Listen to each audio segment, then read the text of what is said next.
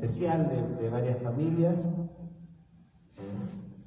Todos los familiares directos han tenido situaciones específicas, pero bueno, damos gracias a Dios por lo que podemos estar juntos y damos la bienvenida a los que a través de Facebook nos sintonizan y podemos compartir con ellos la palabra del Señor. Le invito a que busquen su Biblia, 1 Corintios capítulo 1, 1 Corintios capítulo 1, y ahí en 1 Corintios capítulo 1 yo quiero leerles unos versículos, después la pastora me va a ayudar a otros versículos que vamos a leer, porque vamos a hacer en esta tarde un mensaje textual. Vamos a ir avanzando con los versículos porque queremos compartir, creo, lo que el Señor nos ha puesto en el corazón, y me parece que esta epístola a los Corintios es muy propicia para el mensaje que el Señor nos tiene. Así que les leo entonces 1 Corintios capítulo 1, los versículos 17 al 19, y dice así la palabra del Señor: porque la palabra de la cruz es locura a los que se pierden. Perdón, vamos a empezar en el 17, ese es el 18. Dice entonces, 1 Corintios capítulo 1, verso 17 en adelante, dice: pues no me envió Cristo a bautizar, sino a predicar el Evangelio, no con sabiduría de palabras, para que no se haga vana la cruz de Cristo, porque la palabra de la cruz es locura a los que se pierden, pero a los que se salvan, esto es, a nosotros, es poder de Dios, pues está escrito: destruiré la sabiduría de los sabios y desecharé el entendimiento de los entendidos. Amén y amén. Oramos juntos. Padre, gracias te damos en esta tarde, porque estamos en tu casa, porque das el privilegio de poder alabarte y bendecirte, y ahora, Señor, queremos compartir tu palabra. Ministranos, Señor, y que tu Espíritu sea el que dé convicción, que tu Espíritu ministre en esta hora, tanto los que estamos en tu casa como los que en algún lugar escucharán a través de Facebook este mensaje. Señor, todo lo dejamos en tus manos, en el poderoso nombre de Jesucristo, nuestro Señor y Salvador. Amén y amén. Sentí en mi corazón compartir este mensaje, advirtiendo el tiempo en el que estamos. Si hay alguna característica de este tiempo, y una característica muy notoria, es que estamos en un tiempo donde el mensaje fundamental es el mensaje de la tolerancia. Vio que hoy estamos todos dispuestos, y el mensaje tan difundido por todos los medios es que hay que aceptar y hay que tolerar y hay que recibir y hay que compartir. No importa lo que sea, pero es el mensaje de la tolerancia. Pero este mensaje que lo presenta la sociedad como un mensaje de tolerancia es un mensaje que en realidad no tiene el respeto que esa tolerancia debe implicar. ¿Por qué? Digo esto porque los que están hablando de la tolerancia, de la inclusión, de la aceptación de distintas formas y de distintos modos, no tienen respeto por los que hemos decidido seguir el camino, la instrucción, la forma y el modo que la palabra de Dios establece. Y por eso, como la iglesia de los Corintios sufría cierto tipo de similitud, he querido en esta tarde compartir unos versículos de esta palabra, porque me parece a mí que esta realidad es una realidad que debemos advertir. Pablo fundó la iglesia en Corintios. Corintios era una ciudad portuaria muy importante, pero era caracterizada por su falta de quizás de recato, era caracterizada por su liberalidad, era caracterizada por costumbres paganas y por idolatrías. Y hoy vemos que la mayoría de las ciudades están afectadas por idolatrías, por costumbres paganas y por falta de moralidad. Pablo estuvo 18 meses allí, fundó una iglesia y siguió su ministerio evangelístico, pero seguía a través de las cartas tratando de instruir a una iglesia que había recibido de Dios un montón de cosas, como yo creo que la iglesia en Jesucristo en todo lugar siempre recibe muchas bendiciones, pero era necesario que el Espíritu fue guiándolos para que les diera un mensaje. Y si está en la Biblia este mensaje, es un mensaje que nos viene bien a todos. ¿Cuántos dicen amén? A todos nos viene bien el mensaje de la palabra de Dios. Es que esta sabiduría que quería influenciar a la iglesia de Corintios era una sabiduría humana, y esa sabiduría humana sigue tratando de influenciar a la iglesia y se lo ha propuesto siempre, en todos los tiempos, pero en este tiempo creo que mucho más que en otros tiempos afecta a la iglesia, y entonces es importante que podamos distinguir cuál es la sabiduría de Dios y cuál es la sabiduría humana. ¿Qué es lo que Dios nos dice respecto de la sabiduría humana y qué es lo que Dios dice respecto de su sabiduría? Lo que en verdad necesitan los que buscan la sabiduría humana es lo mismo que necesita usted y lo que necesito yo.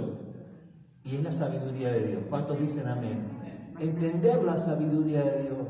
Comprender qué es lo que Dios quiere para nosotros. Alcanzar esa comunión con Dios a través de Jesucristo. Y esa bulliciosa ciudad ocupada en tantas cosas estaba siendo afectada por personas que estaban distorsionando el mensaje a tal punto que se habían infiltrado dentro de la iglesia filosofías humanas. Y yo le aseguro que muchas veces en nuestros pensamientos también se tratan, y si no ha sucedido en algunos casos ya, de meterse pensamientos que tienen que ver con la humanización de la fe, de esa forma de tratar de analizar con nuestros pensamientos lo que Dios es, lo que Dios quiere y lo que Dios hace, cuando en realidad nos dice la palabra de Dios que no es la forma de tratar de comprender las cosas de Dios, sino que debemos nosotros primero creer en las cosas de Dios para que Dios abra nuestros entendimientos. Y Pablo, si usted lee los primeros versículos de 1 Corintios capítulo 1, va a ver que Pablo da gracias a Dios, dice, siempre por la iglesia de Corintios, siempre. ¿Y por qué Pablo daba gracias a Dios por cada hermano de la iglesia en Corintios? Dice el versículo 5, porque fueron enriquecidos en Cristo, en la palabra y en toda ciencia. O sea que no eran personas que no conocían al Señor, como yo creo que la mayoría de nosotros no somos personas que no conocemos al Señor. Sin embargo, y a pesar de que ellos tenían experiencia en lo espiritual, ideas y pensamientos de la sociedad estaban influenciando negativamente su fe, como el enemigo quiere influenciar negativamente la fe de aquellos que servimos a Dios, de aquellos que buscamos su rostro, e influenciar negativamente la fe de aquellos que deben acercarse a la palabra y acercarse al Señor para encontrar una vida realizada y una vida de paz en su corazón. La iglesia de Corintio había recibido a Jesucristo como su Señor y como su Salvador. Y el poder de Dios se manifestaba en ellos porque eran salvos. El poder de Dios se había manifestado en ellos no por su religiosidad externa, sino porque ellos habían nacido de nuevo, habían tenido la experiencia del mayor de los milagros, haber advertido que estaban muertos espiritualmente y que a través de que aceptaron a Jesucristo, Cristo, habiendo muerto por ellos en la cruz del Calvario, resultó ser su Salvador. Y al acercarse a esa realidad espiritual tremenda, ellos gozaban de comunión con Dios y podían seguir a Cristo, como también nosotros en este tiempo, habiendo recibido el mayor de los milagros, podemos servir a Cristo si es que le hemos aceptado con la fuerza de nuestro corazón. Amén, mi hermano, hermana. Dios nos permite y nos da esta facultad de cambiar de perspectiva y de cambiar de enfoque en nuestra vida.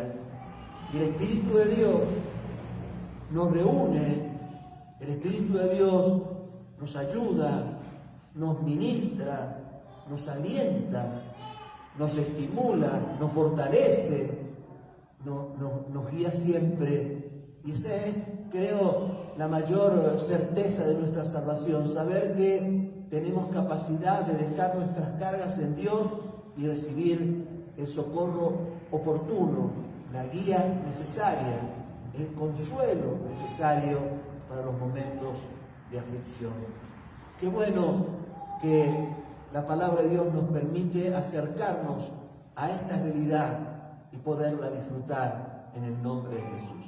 Decía que íbamos a hacer un mensaje textual y bueno, para no saltear en este capítulo algunos versículos, del capítulo 1, versículo 10 al 16, está hablando de los distintos líderes que en ese momento la iglesia había cometido el error de identificarse con personas más que con el Evangelio. Y decían unos de ser de uno de los líderes, otros de ser de otro de los líderes, pero Pablo les exhortaba a saber que hay un solo Cristo y hay una sola verdad y que nosotros no pertenecemos a un liderazgo, nosotros pertenecemos a Cristo. Y si es que tenemos un Padre espiritual, es a Dios al que debemos seguir y al que debemos rendir todo nuestro homenaje. Que Dios nos ayude a poder comprenderlo, pero lo que Dios nos pone en el corazón hoy es compartir esto del versículo 17 en adelante, lo que leíamos recién. Cuando Pablo, lo que leíamos recién, nos dice la Biblia, estaba dando testimonio que él había venido a predicar a Jesucristo, no con palabras sabias. Él no venía a traer un mensaje exorbitante, una cosa llamativa. No, él había venido a predicar a Cristo, no con sabiduría humana, dice el versículo 17, para que la cruz de Cristo no se haga vana. Era desde la sencillez de su mensaje la exaltación del poder de Dios. Hermano, a veces no alcanzamos a comprender la sabiduría de Dios, porque entiendo que quizás tendremos más claridad cuando estemos con Él cara a cara.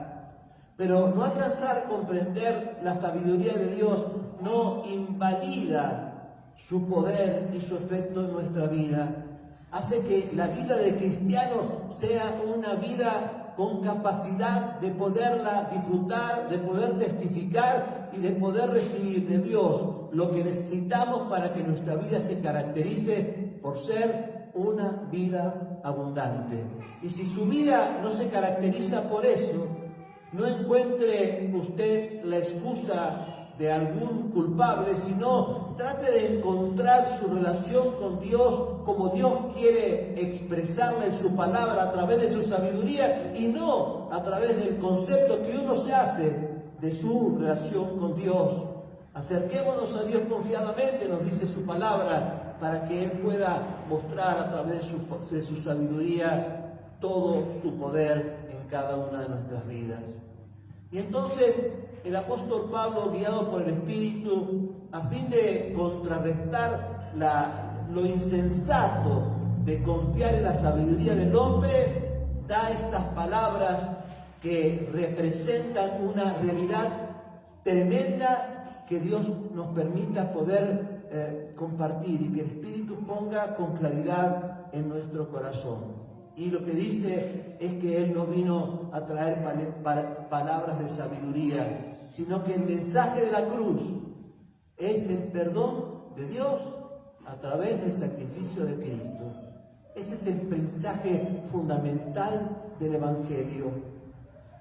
A veces la religiosidad externa hace que las personas puedan creer o practicar ciertos ritos o tener ciertas costumbres, pero recuerde siempre que lo fundamental es que Dios nos ha dado perdón mediante el sacrificio de Jesucristo. Y esto, así tan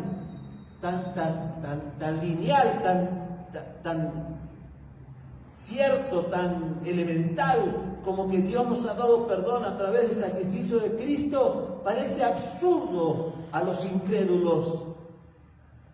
No es comprensible para aquellos que se niegan a abrir los ojos a la realidad espiritual. No puede ser discernido por aquellos que van camino al infierno. Y como compartíamos hace poco, a pesar de que no es discernido, nuestra responsabilidad es predicar el Evangelio para que habiendo Dios ordenado que prediquemos el Evangelio, les dé la oportunidad para encontrar una luz que seguir. Y como nosotros lo hicimos un día, empezar a descubrir que la sabiduría de Dios lo puede todo y encuentra en nuestra alma la salvación que necesitamos y la guía para la gloria del Señor.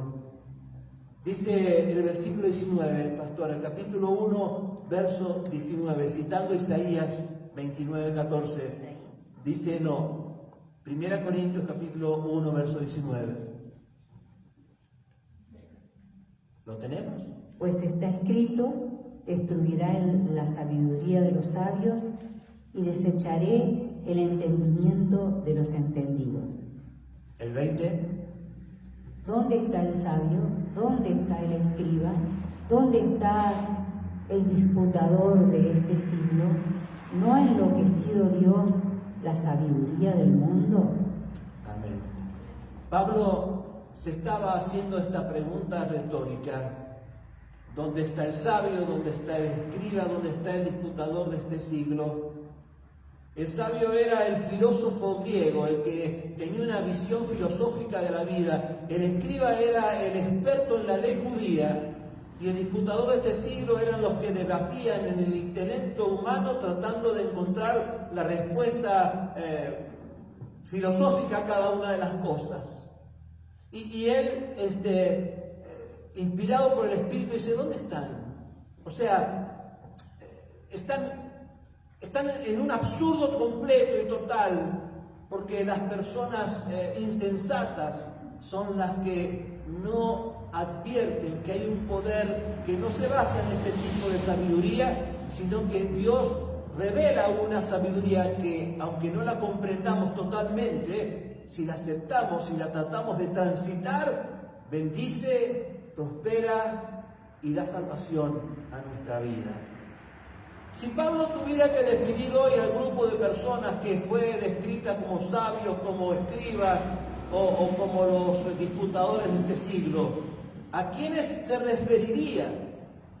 ¿Quiénes son las personas que en este tiempo podríamos decir están dando evidencias de que filosóficamente están afectadas en su visión espiritual?